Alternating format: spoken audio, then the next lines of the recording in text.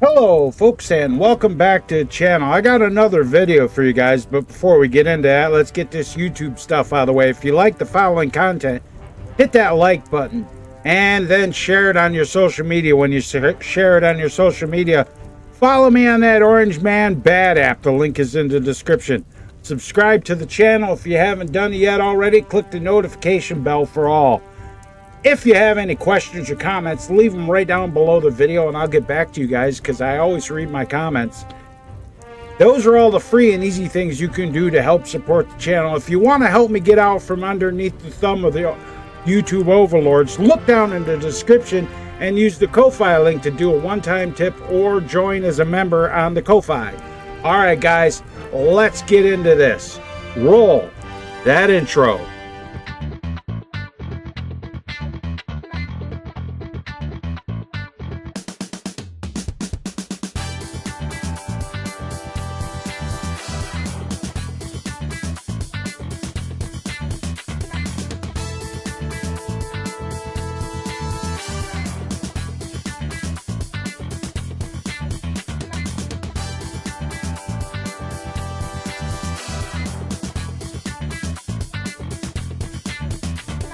Okay guys, so what have I got for you in this video? Well, we're going to talk about the first time that Tucker Carlson broke the internet. Now, if you guys have been paying attention to my channel, you will have noticed that all of the Tucker Carlson videos that I had posted on my channel have disappeared because the YouTube overlords are trying to silence me and trying to keep other people from hearing what Tucker Carlson has to say. So we're gonna go over the very first video and play some clips out of it and talk about the things he says. So let's get into this. Wait. Before we get into this, I know there's gonna be people saying in the comments, I just want to see the whole Tucker episode. Why don't you just play the whole Tucker episode? Yeah, that's what got me in trouble the first time, so I have to do a commentary version.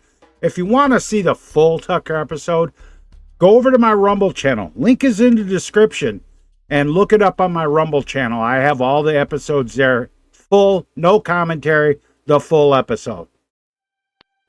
Hey, it's Tucker Carlson. This morning it looks like somebody blew up the Kakhovka Dam in southern Ukraine. The rushing wall of water wiped out entire villages, destroyed a critical hydropower plant, and as of tonight puts the largest nuclear reactor in Europe in danger of melting down. So if this was intentional, it was not a military tactic, it was an act of terrorism. The question is, who did it? Okay, we're going to start off with the first true thing he said, that the Russians blew up the Nord Stream 2 pipeline. That is actually true. We know it's true. Everything about that is true. But it's like the propaganda says, no, the Ukrainians would never do something like that. They're good and virtuous and all that good malarkey. So I'm left wondering, what is the deal? And this is the first video that Tucker put up, and it literally broke the internet. And most of mainstream media was freaking out about it, saying Tucker was going to fade into irrelevance and whatever. And his very first episode on Twitter got more impressions and views and talked about more than all of the Fox News shows combined and CNN and MSNBC. He totally trounced them. The analytics are there on Twitter. If you go look on Twitter and look at the first video, you'll see it. That's all there is. I mean, what did you guys think about this first episode of Tucker? Go ahead and leave me some comments in the comment section, and we'll have a discussion about it. Well, let's see. The Kakhovka Dam was effectively Russian. It was built by the Russian government. It currently sits in Russian-controlled territory. The dam's reservoir supplies water to Crimea, which has been, for the last 240 years, home of the Russian Black Sea Fleet. Blowing up the dam may be bad for Ukraine, but it hurts Russia more. And for precisely that reason, the Ukrainian government has considered destroying it. In December, the Washington Post quoted a Ukrainian general saying his men had fired American-made rockets at the dam's floodgate as a test strike. So really, once the facts start coming in, it becomes much less of a mystery what might have happened to the dam. Any fair person would conclude that the Ukrainians probably blew it up. Yep. Cue the propaganda. And I don't know if you guys know what Operation Mockingbird is, but go ahead and look it up. Mark Dice talks about a lot. Operation Mockingbird was a CIA program so that the mainstream media would parrot the official narrative. And it might have got, quote unquote, shut down, but all they did was just change the name of it. It's still happening. Look at guys like Anderson Cooper, and look at all the things that all of a sudden everybody is on the same page, almost like they're getting cliff notes, and in 2016, I think, not 2016, it was during the Obama administration, Obama signed a law to allow the CIA and other intelligence agencies to propagandize the American people. I don't know about you guys, but I feel kind of propagandized, and I'm not liking it because they're not telling us the truth. The mainstream media don't tell you the actual truth. Just as you would assume they blew up Nord Stream, the Russian natural gas pipeline, last fall. And in fact, the Ukrainians did do that, as we now know. It's not like Vladimir Putin is anxious to wage war on himself. Oh, but that's where you're wrong, Mr. and Mrs. Cable News consumer. Vladimir Putin is exactly that sort of man, the sort of man who'd shoot himself to death in order to annoy you. We know this from the American media, which wasted no time this morning in accusing the Russians of sabotaging their own infrastructure. Bill Kristol, the man who once told us that Saddam Hussein was responsible for 9/11, immediately denounced Putin as a war criminal and even more savagely compared him to Donald Trump. The rest of the pundit class made similar, clearly coordinated noises. Putin did it! Putin did it! And their reasoning was simple. Putin is evil, and evil people do evil things purely for the dark joy of being evil. In this specific case, Putin attacked himself, which is the most evil thing you can do, and therefore perfectly in character for a man that evil. That was their explanation. No one who's paid to cover these things seemed to entertain even the possibility it could have been the Ukrainians who did it. No chance of that. Ukraine, as you may have heard, is led by a man called Zelensky. And we can say for a dead certain fact that he was not involved. He couldn't have been. Zelensky is too decent for terrorism. Now, you see him on television, and it's true you might form a different impression. Sweaty and rat-like, a comedian turned oligarch, a persecutor of Christians, a friend of BlackRock. But don't believe your own eyes. Actually, Mr. Zelensky is a very good man. The best, really. As George W. Bush once noted, he is our generation's Winston Churchill. Of all the people in the world, our shifty, dead-eyed Ukrainian friend in the tracksuit is uniquely incapable of blowing up a dam. He's literally a living saint, a man in whom there is no sin. That's why Lindsey Graham is so attracted to him. They're just two good people, hanging out together and being good. And like all good people, when they meet in person, they spend a lot of time talking about killing people and laughing like friends do. Here's the pair last week. Free or die. Free or die. Now you are free. Yes. And we will be. And the Russians are dying. It's the best money we've ever spent. Thank you so much. That was. Oh, fuck, man. Lindsey fucking Graham, really? Lindsey Graham is a neocon, warmongering warhawk. I don't have the words. This guy is, I spent a lot of years in the carnival business. I saw a lot of people doing a lot of shady shit. And Lindsey Graham is a shady person doing shady shit. I mean, the fact that he's rubbing up against Donald Trump right now concerns me to no end, because Lindsey, it's one of those cases where you can't trust Lindsey Graham as far as you can throw him. You know, he got meeting with Zelensky and he's all like, oh, I'm so happy there's a war. How do we get on it? You know, he's got that attitude. And I don't think we should have politicians with that kind of attitude. Why this guy keeps getting elected over and over again is something either shady's happening in the election system, or the people of his state are not very bright and just fall for all the propaganda. I'm not saying the people are stupid, but when they're propagandized and told one thing, the truth, over and over again, even if it isn't the truth, the lie becomes the truth. That's how it works. That's how propaganda works. Well, let's go ahead and continue. The Russians are dying. It's the best money we've ever spent, Graham says. A smile spreads across his thin, quivering lips as he forms the words. He looks like a starving man contemplating a breakfast buffet. The aroma of death has aroused Lindsey Graham. Thanks so much, replies Zelensky. He feels the same way. See, there's nothing dark here. Just two middle-aged guys celebrating the killing of a population. They don't seem like the kind of people who'd enjoy flooding villages or starting a famine. And in any case, who cares if they are? It's really not your business. Your job is to support Ukraine. Watch Nikki Haley, a Republican candidate for president, explain this principle on CNN.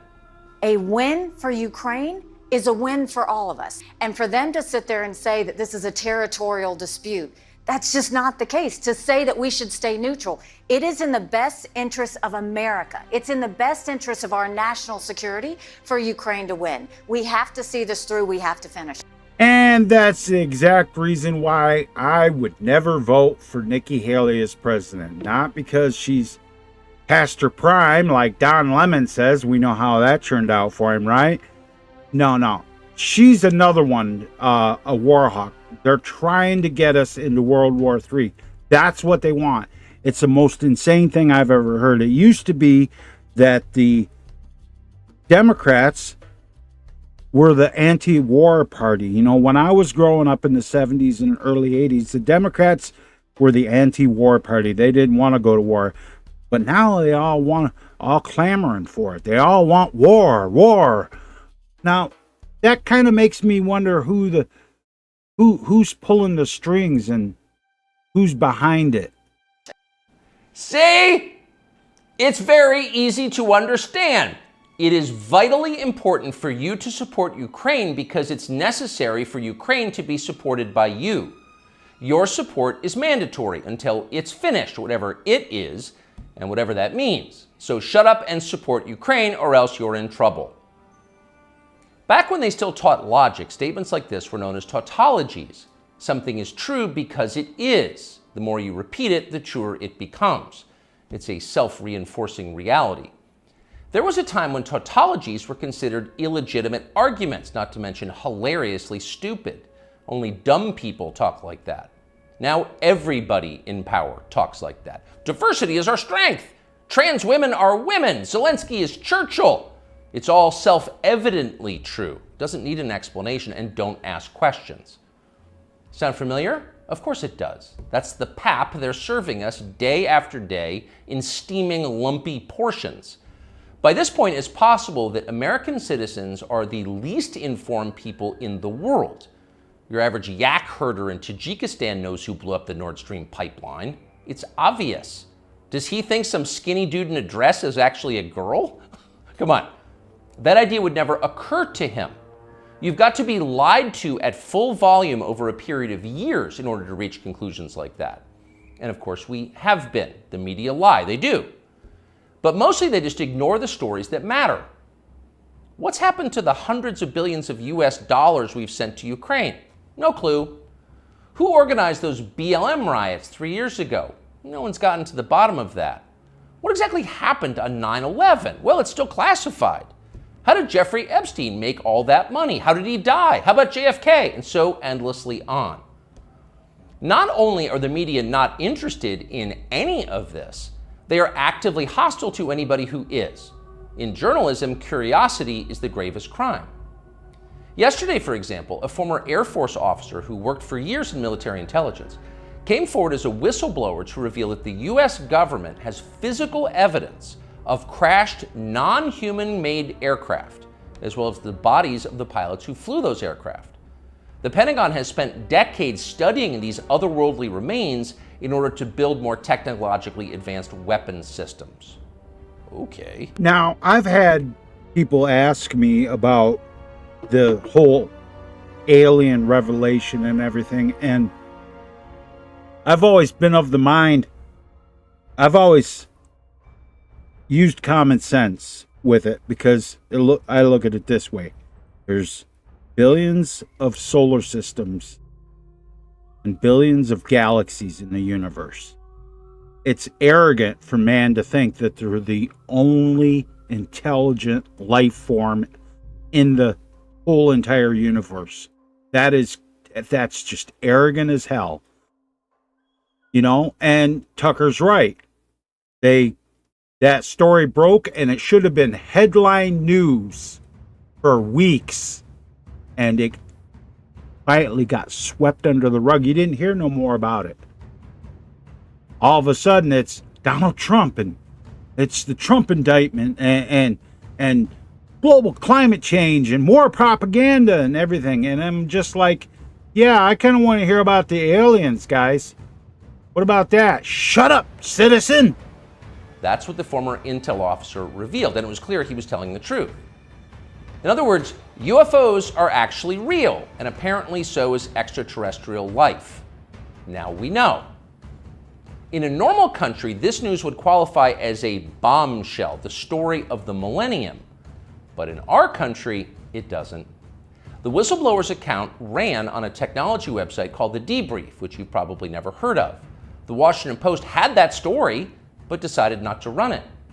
The New York Times, meanwhile, just pretended it never happened. On the front page of the New York Times website this morning, there were 5 stories about Ukraine, as well as 4 stories apiece about Donald Trump, trans people, and climate change, the usual lineup. There was nothing at all about how an alien species is flying hypersonic aircraft over our cities. Not one word. So if you're wondering why our country seems so dysfunctional, this is a big part of the reason. Nobody knows what's happening. A small group of people control access to all relevant information, and the rest of us don't know. We're allowed to yap all we want about racism, but go ahead and talk about something that really matters and see what happens. If you keep it up, they'll make you be quiet. Trust us. That's how they maintain control. When Western tourists first started traveling in large numbers to the Soviet Union in the early 1970s, they found that many Russians had a completely warped understanding of the United States. They thought that Americans lived in grinding poverty, in a state of perpetual race war, and were desperate to flee to the freedom and prosperity of the Eastern Bloc. They thought this because that's what they had been told. They had no way to know otherwise. The few Russians who understood what was really going on in the rest of the world had learned about it from listening to shortwave radio broadcasts, sometimes under the covers so the neighbors wouldn't hear. 50 years later, it is bewildering to consider the ironies here. We're the ones who live in ignorance now. The US government has managed to classify more than 1 billion so-called public documents. So at this point, we can't possibly know what our leaders are doing. We're not allowed to know. By definition, that is not a democracy. Yet it's fine with the media. Secrecy is a powerful tool of control. Stop asking how we got so rich. Here's another story about racism. Go eat each other. That's the program. That's how most of us now live here in the United States. Manipulated by lies, silenced by taboos. It is unhealthy and it's dehumanizing, and we're tired of it. As of today, we've come to Twitter, which we hope will be the shortwave radio under the blankets. We're told there are no gatekeepers here. If that turns out to be false, we'll leave. But in the meantime, we are grateful to be here. We'll be back with much more very soon. Okay, guys. So, like I said, I was going to do clips of the Tucker video, and I broke it up with the commentary. That's what I got to do to be able to put this video out, because they do want to silence anybody that questions them. I personally am not going to be quiet. Even though they took away my monetization, I'm just not going to be quiet. What do you guys think? Should I keep doing these kinds of videos? Go ahead and leave me some comments in the description, below the video there, and we'll have a conversation about it. And remember, guys, if you like the content, make sure to hit that like button and then share it on your social media. When you share it on your social media, follow me on that Orange Man Bad app. The link is in the description. Subscribe to the channel if you haven't done it yet already. Click that notification bell for all. And if you want to help me get out from underneath the thumb of the YouTube overlords, look down in the description. Use the Ko-Fi link for a one-time tip, or join as a channel member, because if I have 100 channel members, guys, I don't have to worry about YouTube lording over me all the time. All right. Till next time, guys, remember to keep your sword sharp. Don't be a milk drinker. And always watch the skies, traveler.